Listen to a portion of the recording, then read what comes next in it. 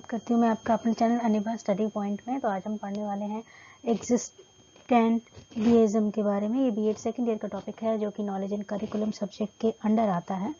तो इस टॉपिक में हम जानेंगे, ये भी एक फ़िलॉसफी है जो कि वेस्टर्न फ़िलॉसफी है। तो हम जानेंगे कि जो एक्जिस्टेंटलिज्म है ये क्या है और इसके बारे में क्या कहा गया है। और इस बार जो एग्ज़ाम्स हुए थे CRSU के, उसमें क्वेश्चन 4 मार्क्स की कैटेगरी में आया हुआ था। तो चलिए पहले इंट्रोडक्शन से जान लेते हैं। तो देखिए, जो एक्जिस्टेंटलिज्म है इसको फ्रेंच फिलोसोफर गैब्रियल मार्सल ने मिड 1940 में दिया था और जीन पॉल सार्टे ने इसे 29 अक्टूबर 1946 में डिस्कस किया था।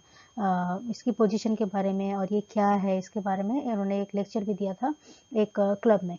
ये पॉपुलर हुआ जब वर्ल्ड वॉर ख़त्म हो गए और उसके बाद इसका मेन ये क्या रहता है कि ये क्या है, ये बात करता है इंसान के फ्रीडम के बारे में, इंसान की आज़ादी के बारे में, इंसान की सोच के बारे में, इंसान की एग्जिस्टेंस के बारे में, उसकी सेल्फ वर्थ के बारे में बात करता है और इंसान की स्ट्रॉन्ग पोजीशन सोसाइटी में उसके बारे में बात करता है। तो ये इंडिविजुअल पर्सन के बारे में बात करता है। इसको इंटरेस्ट है जानने में इंसान के इमोशंस, एक्शंस, रिस्पॉन्सिबिलिटीज़ और थॉट, यानी उसके भाव, उसके एक्शंस कैसे हैं, उसके कौन सी जिम्मेदारियाँ इंसान निभाता है और उसके विचार क्या आते हैं उन जिम्मेदारियों को निभाते हुए। तो ये पूरा इंसान के ऊपर ही है कि इंसान की खुद की पर्सनैलिटी को डेवलप करना, उसके एक्शंस, उसके रिस्पॉन्सिबिलिटीज़, उसके थॉट्स पर विचार करना। तो यहाँ पर इंसान की एग्जिस्टेंस को ज़्यादा प्रेफरेंस दी गई है। अब देखिए डेफिनेशंस क्या है, अलग अलग फिलोसोफर ने एग्जिस्टेंटलिज्म की डेफिनेशन दी है।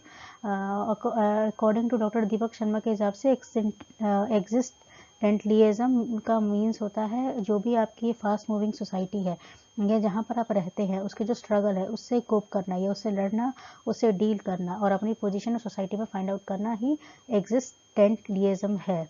मोनियर के हिसाब से एक्जिस्टेंटलिज्म एक रिएक्शन और फिलोसफी है किसके अगेंस्ट, आइडियाज़ और थिंग्स के अराउंड। हमने पहले जो फिलोसफीज पढ़ी है उसमें प्रैग्मेटिज्म और आइडियलिज्म रहा है, जिसमें आइडियाज़ इंपॉर्टेंट है, कुछ में चीज़ें इंपॉर्टेंट है, लेकिन ये उसके टोटली अपोजिट फिलोसफी है। अकॉर्डिंग टू निहान, existentialism was a reaction against the scientific rationalism, जहाँ पर साइंटिफिक टेम्पर की बात की जाती है, डीपर्सनलाइजेशन यानी खुद से अलग हट के हम चीज़ों के बारे में बात करते हैं, टोटलाइजेशन की बात करते हैं, उससे ही टोटली अपोजिट फिलोसफी है। कार्क गार्ड के हिसाब से जो इंटरसिटी ऑफ मैन, मतलब इनका मानना है कि आप जीवन की सच्चाई को जान लीजिए और खुद की वर्थ को जानिए, यही ज़रूरी है। एल्बर्ट कामू के हिसाब से I revolted that why I have existentialist existence, इनका कहना है कि मैंने इसलिए विरोध किया क्योंकि मेरी खुद की एक पहचान है, ये मैं खुद एग्जिस्ट करता हूँ, मैं कुछ हूँ। तो ये कुछ डेफिनेशंस हैं जो कि अलग अलग फिलोसफर्स ने दी थी। अब देखिए एक्जिस्टेंटलिज्म के बिलीव्स क्या है, क्या विश्वास है। उनके हिसाब से human being create their own values, यानी हम अपने जो विचार हैं ये वैल्यूज़ है खुद क्रिएट करते हैं। कैसे? क्योंकि हम अपने जीवन की चॉइसेस खुद बनाते हैं, खुद सेलेक्ट करते हैं चीज़ों को। उस वैल्यूज़ के हिसाब से हमारे जीवन का एक मतलब होता है, उसी के अराउंड हम चलते हैं। हमारी आइडेंटिटी कैसे डिफाइन होती है, हमें कोई कैसे जानता है, क्योंकि वो हमारे कर्म से हमें जानता है, एक्शन से जानता है और हमारी जिम्मेदारियों से जानता है कि हमने कितनी जिम्मेदारियाँ उठाई हैं उन एक्शंस के बेसिस पर और क्या किया है अपने जीवन में, उसी के बेसिस पर हम किसी को जानते हैं। ह्यूमन है freedom but the freedom come responsibility, मतलब हमारे पास आज़ादी तो है आज, लेकिन उस आज़ादी के साथ हमारे पास जिम्मेदारियाँ भी आती हैं। तो जो लोग उस आज़ादी के साथ ज़्यादा जिम्मेदारियों को निभाते हैं उनको एक अलग पहचान मिलती है और उसी चीज़ को करते करते ही हम सक्सेस और फेलियर की तरफ जाते हैं। जो लोग नहीं निभाते उन्हें कोई नहीं जानता है या उन्हें ज़्यादा अप्रिशिएट नहीं किया जाता है। A limitation and condition of our freedom is facility और the past consist things one can not choose and we depend on values. इसका मतलब है हमेशा जो हमें आज़ादी मिलती है वो एक लिमिटेशन या कंडीशन के साथ आती है कि आपको ये भी करना होगा अगर आज़ादी चाहिए तो। हमारे जो आज के डिसीजन हैं वो सारे हमने पास्ट के बेसिस पर लिए हैं, मतलब अपनी पास्ट की गलतियों को देखते हुए हम आज के फैसले लेते हैं। हम हर चीज़ वैल्यूज़ पर डिपेंड होकर नहीं लेते, हम पहले अपने पास्ट को देखते हैं। हम क्या है, हम अपने पास्ट में भी थे, प्रेजेंट में भी और फ्यूचर में भी होंगे। तो हमने सारे डिसीजन जो हैं वो अपने प्रायर एक्सपीरियंस के बेसिस पर ही लिए हैं और हम चाहते क्या हैं, हम सारे सेल्फ इंडिपेंडेंट होकर जीना चाहते हैं। तो कहीं ना कहीं हमारे पास्ट का, प्रेजेंट का बहुत फ़र्क पड़ता है हमारे फ्यूचर डिसीजंस पर। अब देखिए ऑब्जेक्टिव्स क्या है एजुकेशन के एक्जिस्टेंटलिज्म। मेथड ऑफ टीचिंग जो रह गया था वो है चाइल्ड सेंटर्ड मेथड होना चाहिए, एक्सप्लेनेशन मेथड होना चाहिए क्लासरूम में पढ़ाने के लिए, टीचिंग बेस्ड जो होनी चाहिए, टीचिंग ट्रुथ पर बेस्ड होनी चाहिए और टीचिंग जो है फ्रीडम पर बेस्ड होनी चाहिए बच्चे की। इस तरह की टीचिंग हो तो टीचिंग ठीक है। अब देखिए इंपॉर्टेंस ऑफ डिसिप्लिन के बारे में इन्होंने क्या कहा है कि discipline is a foundation stone of teaching learning process, यानी अगर डिसिप्लिन नहीं है तो टीचिंग लर्निंग प्रोसेस बहुत मजबूत नहीं होगा, वो उसकी फाउंडेशन यानी उसका बेस है। It is indirect and direct impact on teaching learning process, इसका इम्पैक्ट डायरेक्ट और इनडायरेक्ट होता है। जहाँ तक बात थी मेथड ऑफ टीचिंग की, तो वहाँ पर चाइल्ड सेंटर्ड मेथड वो लोग अप्लाई करते हैं, एक्टिविटी मेथड अप्लाई करते हैं, डिस्कशन मेथड्स अप्लाई करते हैं, जहाँ पर बच्चे खुल के अपने विचार प्रस्तुत कर सकते हैं, या बच्चे खुद खुल के रिस्पॉन्सिबिलिटीज़ ले सकते हैं। Good teaching is possible only one class will maintain discipline, और इनके हिसाब से अगर आपको इंडिपेंडेंट बनना है, आपको फ्रीडम दी जा रही है, एक्शन है, रिस्पॉन्सिबिलिटी है, तो आपके अंदर डिसिप्लिन भी होना चाहिए। सेल्फ डिसिप्लिन की ये लोग बात करते हैं। गुड टीचिंग तभी पॉसिबल है जब आप डिसिप्लिन मेंटेन करके रख सकेंगे क्लास के अंदर, टीचर भी करे और बच्चे भी करे। टीचर क्या करता है, हेल्प करता है क्लासरूम में डिसिप्लिन को मेंटेन करवाने में। सेल्फ डिसिप्लिन सबसे बेस्ट मेथड है कुछ भी सीखने का। रिजिड डिसिप्लिन जैसे कि बहुत स्ट्रिक्ट डिसिप्लिन है तो उससे प्रॉपर एनवायरनमेंट नहीं बनता लर्निंग का।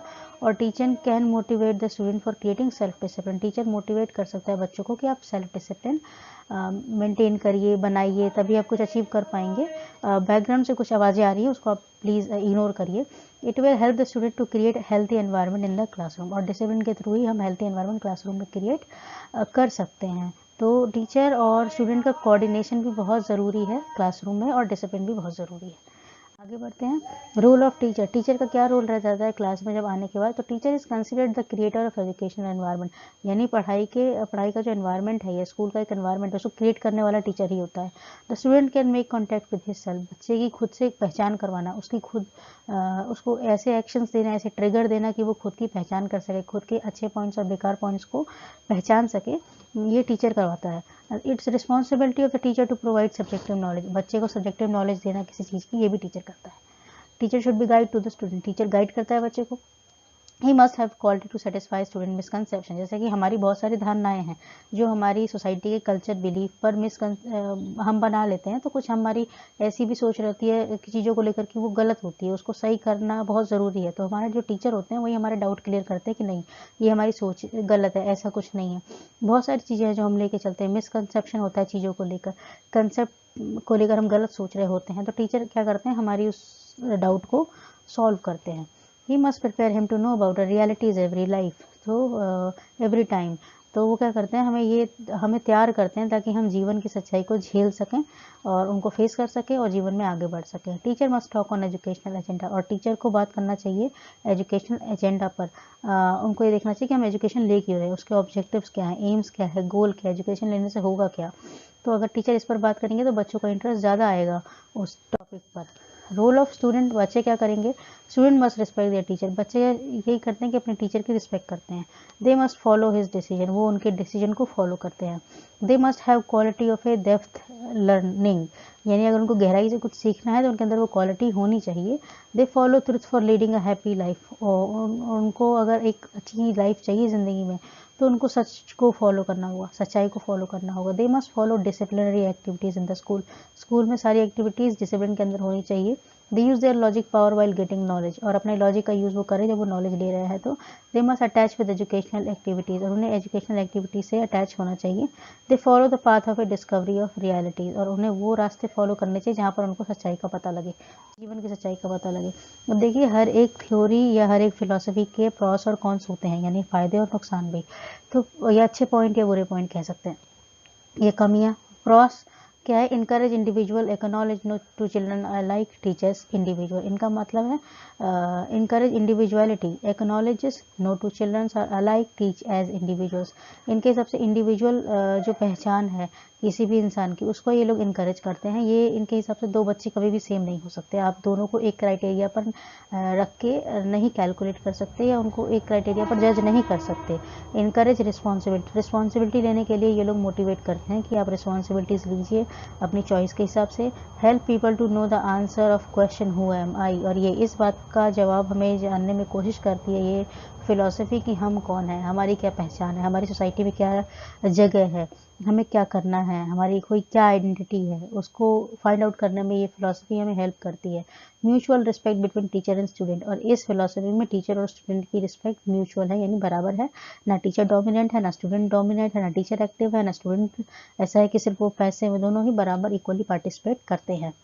कॉन्स क्या है? Hard to implement totally in 21st century classroom. आज की जो सेंचुरी चल रही है, 21st सेंचुरी, उस क्लासरूम में इसे अप्लाई करना थोड़ा सा मुश्किल है, क्योंकि टीचर जो है 40-45 बच्चों को एक साथ पढ़ाते हैं, तो वो इंडिविजुअल डिफरेंस का ध्यान नहीं रखते। कई बार वो सबको एक ही क्राइटेरिया से जज कर लेते हैं। फॉर एग्जांपल मार्क्स, जिसका एकेडमिक्स अच्छा है उनके लिए वो अच्छे हो जाते हैं, जिनका नहीं है उनको पसंद नहीं आते। फिर कुछ लोग होते हैं जो पार्टिसिपेट कर लेते हैं स्पोर्ट्स एक्टिविटीज़ में। कुछ इंट्रोवर्ट टाइप पर्सनैलिटीज़ होती है जो किसी में पार्टिसिपेट नहीं करते, तो उनको मोटिवेशन की ज़रूरत होती है, तो टीचर इतना ध्यान देते नहीं हैं। तो ये फिलॉसफी 21st सेंचुरी में इतनी कामगार नहीं है। हर इंसान अपनी पहचान नहीं ढूंढ पाता है, ये भी दिक्कत है, क्योंकि उसको मोटिवेशन नहीं मिलता है, इनकरेज नहीं किया जाता है, कुछ ना कुछ फैक्टर्स उसके अराउंड होते हैं। It is hard to choose your own existence when you are so dependent on outside. और अपनी खुद की पहचान ढूंढना बहुत मुश्किल है जब आप बाहर वालों पर डिपेंड हो। बाहर वाले कैसे? जैसे कि हमें ज़िंदा रहने के लिए पैसा चाहिए, सर्वाइव करना है, तो हम सच नहीं बोलते, हम सच्चाई हमें पता है फिर भी हम झूठ बोलते हैं। हम इंटरव्यू के लिए जा रहे हैं, लेकिन वहाँ पर हम कौन से क्वेश्चन तैयार करते हैं जो इंटरव्यूअर को पसंद आएंगे, जो वो चाहता है हमसे जानना, हम उसके मन के हिसाब से जवाब देते हैं, खुद के मन के हिसाब से नहीं देते हैं। तो 21st सेंचुरी में ये फिलॉसफी कहीं ना कहीं कामगार नहीं है, क्योंकि यहाँ पर हमें खुद को सेक्रीफाइस करना पड़ता है, खुद की विशेष को सेक्रीफाइस करना पड़ता है इस सोसाइटी में एडजस्ट करने के लिए। तो यहाँ पर ना हमारे आइडियाज़ काम आते हैं, ना हमारी सोच कि हम खुद क्या सोचते हैं, पर्सनली हम क्या सोचते हैं। हम पोजीशन के लिए लोग लड़ते रहते हैं, हाईएस्ट पोजीशन वाले की भी सुनी जाती है, लोएस्ट पोजीशन की तो कोई सुनता नहीं है। तो इंडिविजुअल डिफरेंस का ध्यान भी कोई नहीं रखता है। रिस्पॉन्सिबिलिटीज हम निभाते हैं, लेकिन कहीं ना कहीं फिर भी क्रिटिसिज्म रहता है। तो ये फिलॉसफी आज की जो जनरेशन है उससे थोड़ी सी मैच नहीं कर रही है। शेयर कीजिए, अगर आपको पसंद आए तो अप्लाई भी कर सकते हैं। Thank you very much. I hope आपको समझ में आया।